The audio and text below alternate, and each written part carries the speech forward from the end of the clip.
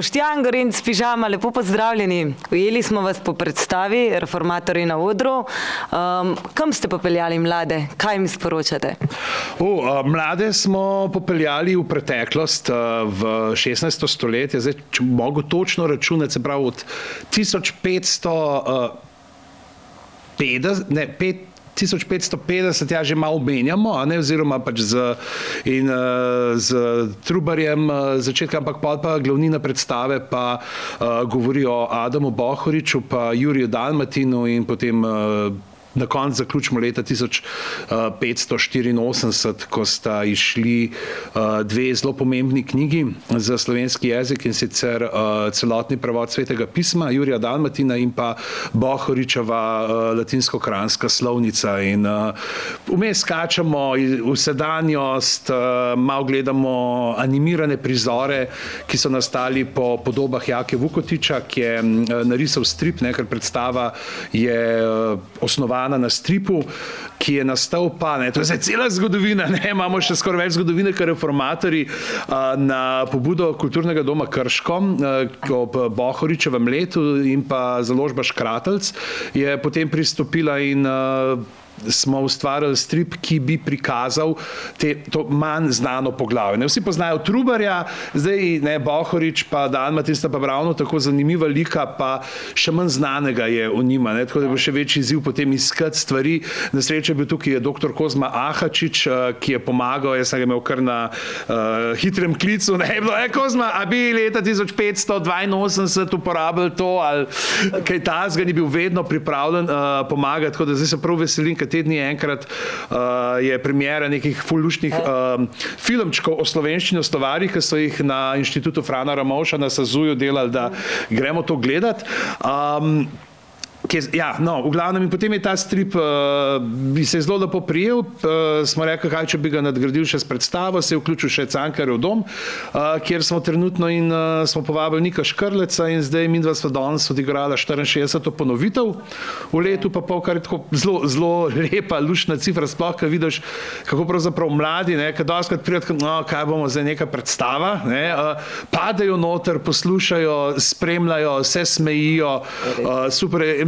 Svojevrsten užitek je pravzaprav tudi nastopati pol za odrasle, ki imamo tudi občasno kakšne predstave, ki pa pridejo tako neke šale, ki so jih tako not dala, ker vemo, da mogoče pač mladi nimajo neke asociacije nanje, ampak potem pa odraslim se pa dogaja pa že na nekih drugih točkah. Ja, prav odlično ste povezali našo za Slovence zelo pomembno zgodovino, hkrati pa ta sodobni duh dodali mladim, da jim je to zanimivo. Dotaknili ste se pa tudi slovenskega jezika, za katerega sami pravite, da ga moramo imeti radi, da se moramo z njim igrati, da ga moramo spoštovati. Kaj še? Predvsem se ga ne smemo bati. To je ena stvar, ki sem ravno od doktorja Ahačiča pobral.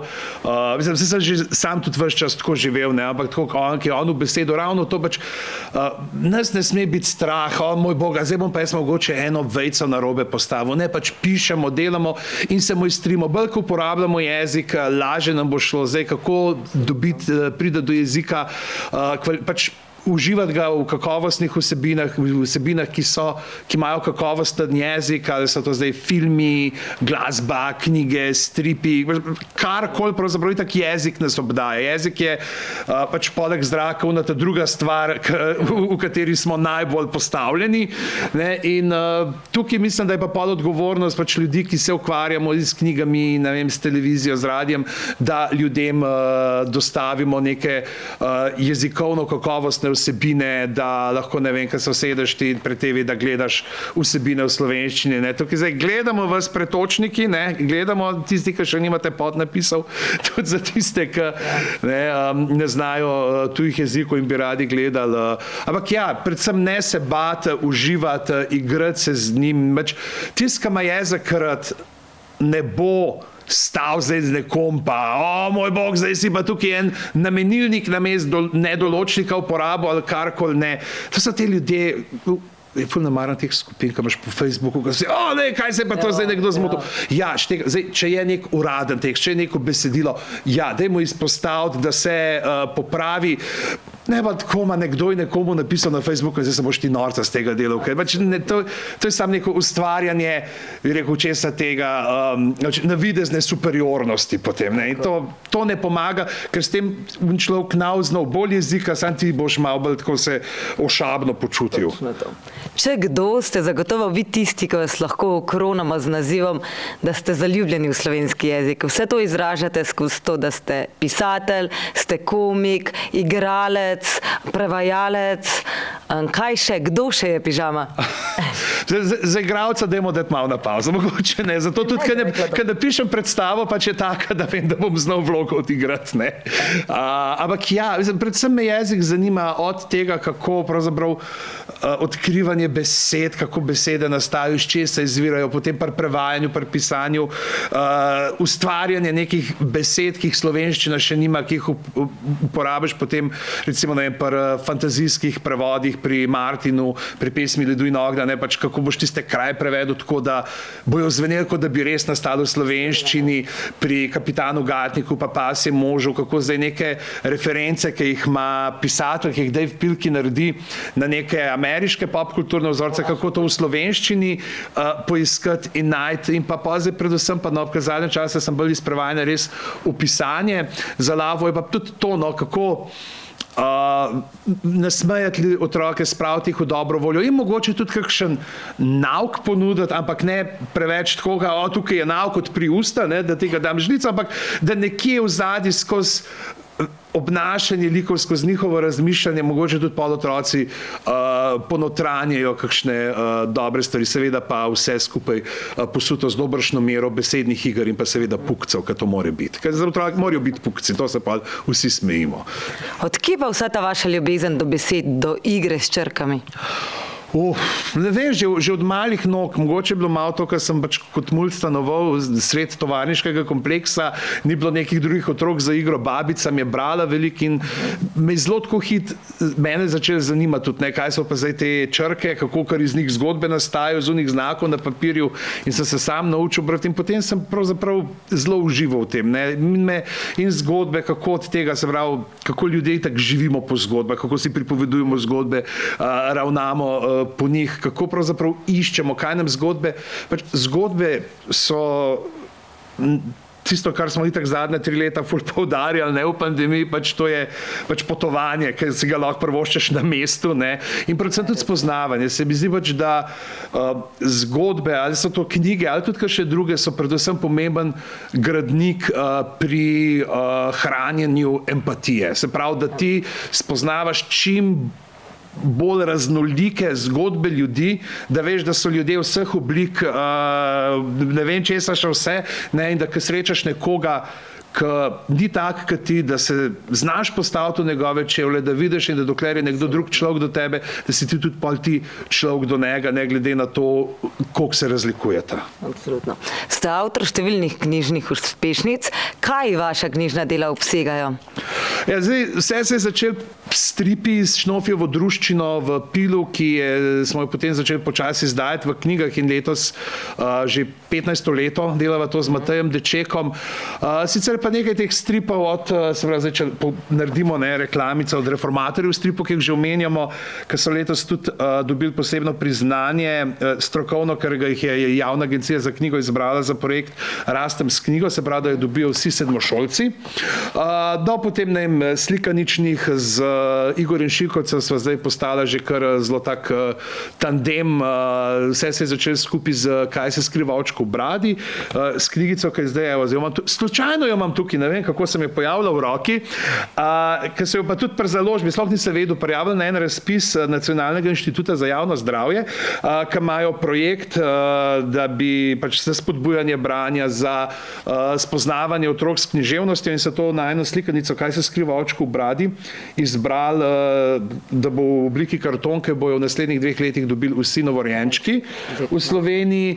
Pa zdaj z Igorjem počas delava še to serijo, se pravi, vsi že kdaj, si že kdaj pokusil Luno, za katero je bil Igor kot ilustrator ravnokar sprejet na častno listo IBI, Mednarodne zveze za otroško mladinsko književnost. Potem si že kdaj jezdil Morskega konjička, je bila med nominiranci za najlepšo izvirno slikanico za nagrado Kristine Brenkove, tako da ima pa otroci, predvsem je pa všeč to, da ko hodim prepovedovati pravljice, da otroci poslušajo, da zdaj zravno, ko se pogovarjava, prejšnji dan sem nastopal, zdaj, ko se je Vodnikova domačija preselila v Trubarjevo hišo literature, kar jo prenavljajo, sem jo povabil, če bi imel uvodne nedeljce tam in bila nabita soba otrok, par staršev, pač tisti, ki so šli not, ostali so morali v zasebnem prostoru počakati. In potem, ko gledaš te obraze, kako uživajo, kako srkajo zgodbo, kako čakajo, kaj se bo zgodilo naprej, kako odskočijo, ko jih ustrašaš. In to je pa pravzaprav tisti, mislim, da je najlepši del tega, to, da si tam, da vidiš mlade, kako ne. Sploh zdaj, ker pač jaz sem tudi zelo velik pravljic prepovedoval med karanteno, ker sem po Facebooku nekaj časa celo vsak dan, potem enkrat tedensko pripovedoval, da so si starši malo odpočili, ampak tam ne vidiš odzivov. Tam sicer nekaj natipkajo, ampak ni tukaj, zdaj pa, ko spet lahko hodiš med otroki in ko vidiš te oči otroške in pa, ko pride reči, sem pa tudi tuno knjigico bral, pa uno pravljica mi je ful uredo, to je pa, ko vidiš, da tisto, kar si napisal, da živi, je res tako, je tak zelo lep trepljaj po ramenih. Ja. Glede na to, da sodelujete tudi pri zaključku bralnih značk, ste pripovedovalec zgodb, pa to imate vi verjetno največji uvid, kakšno mesto ima knjiga v družinah zdaj, koliko otroci še berejo?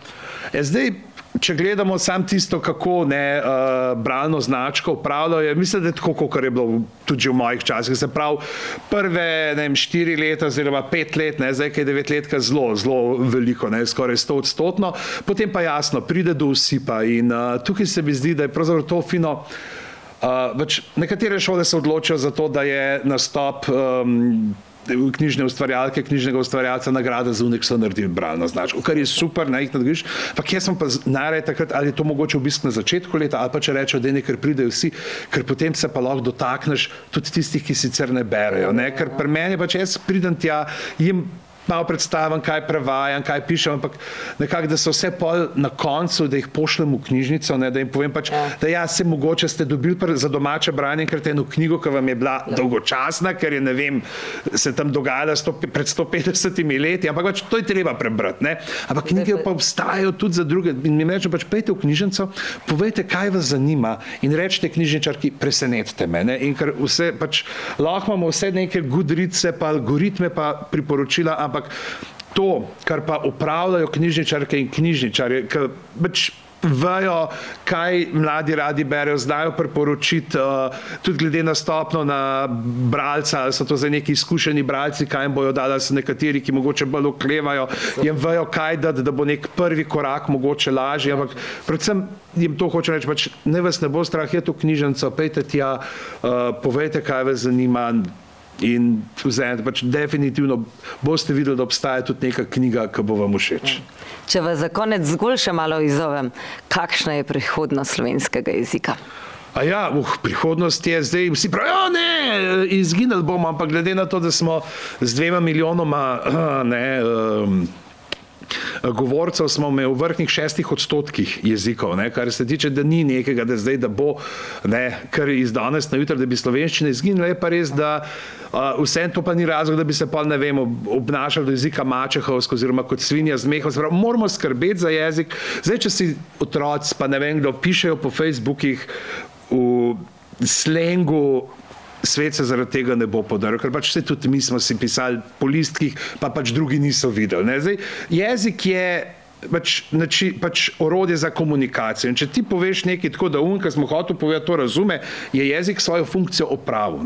Kar je pa pomembno, pa je to pač, da vemo, da je treba mlade spodbujati in tudi odrasle seveda, da se zavedajo, da pač obstaja več ravni jezika in kdaj je kakšen jezik, kakšno raven primerno uporabiti, da ne moreš ti zdaj z emoji pisati v prošnjo za službo, čeprav če gledaš nekaj določeni mediji, kakšne stvari tudi na Twitterih, pa to z emoji delajo, pol noter si rečeš, mogoče bi res mogel 3 emojije poslati, pa kdo bo šiht, ne vem.